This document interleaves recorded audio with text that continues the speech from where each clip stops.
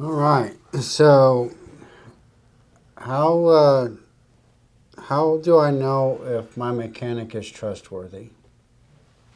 It's a great question.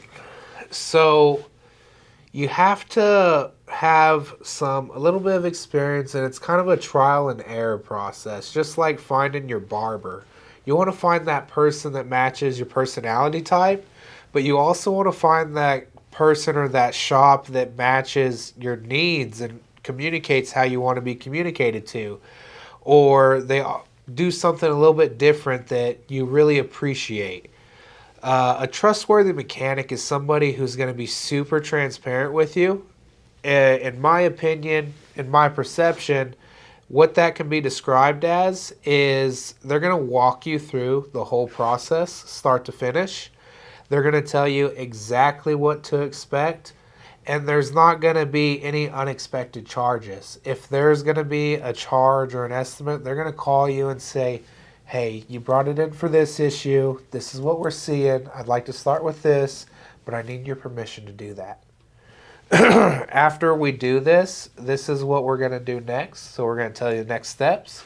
Or if it's a bigger problem, smaller problem, like let's give an example more specific. If it's a leak, we're going to give you a quote for the leak. Let's call it an oil pan leak. Well, after we fix the leak, we're not just going to roll it out of here.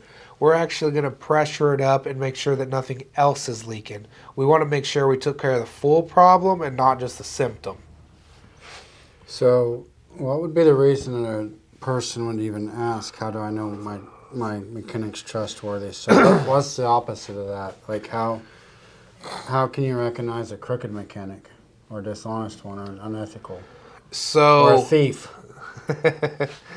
that's another good one. So, unfortunately, there's a couple ways to tell for that. One, the explanation's not going to make perfect sense. There's going to be something a little bit off because people have that gut feeling when they know something's being withheld from them. You're going to feel that immediately. Hey, this guy, this lady, she is not telling me exactly what's going on, and I can tell. Or maybe you feel like they're unexperienced because they can't tell you what's going on.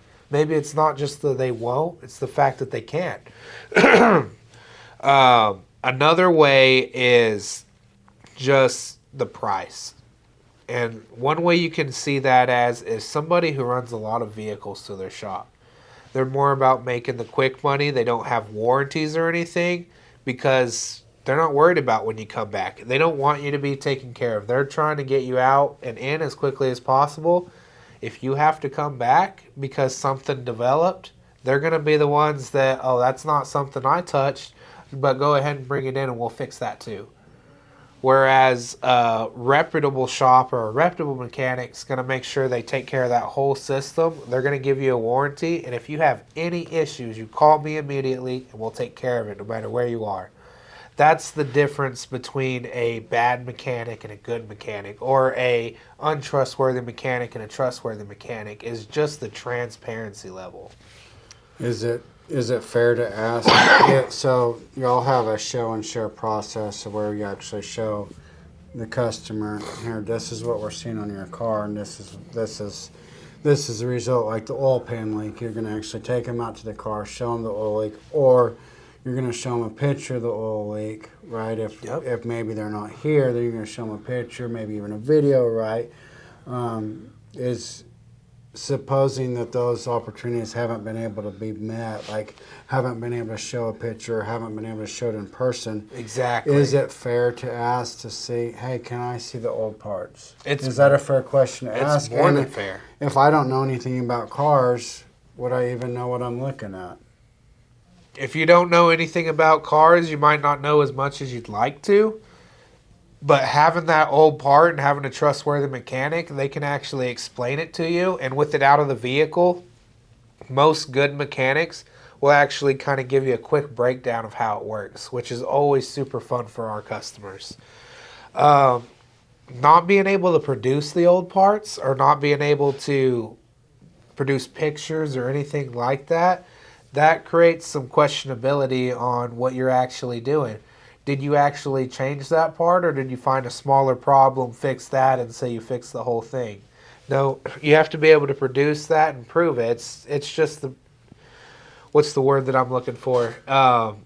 Congruent? It's just the congruency that it comes out and being able to provide that information to the customer. The other half of that is sometimes they might not be able to produce the old part to you at the time because it has something called a core. And they should be able to let you know if it has a core or not as well. And that's where the pictures would come in. If it's a core that has to go back, they should be taking pictures. Hey, this is exactly what was wrong with it that we told you. I had to send it back, though, because there's money owed on it. Back to where? Back to where the vendor came from, or where the vendor that you got it from. Some vendors, depending on the part, they have a core charge. Sometimes they just sell it without the core charge, and it's yours to dispose of. So it's like a deposit. It's like a deposit.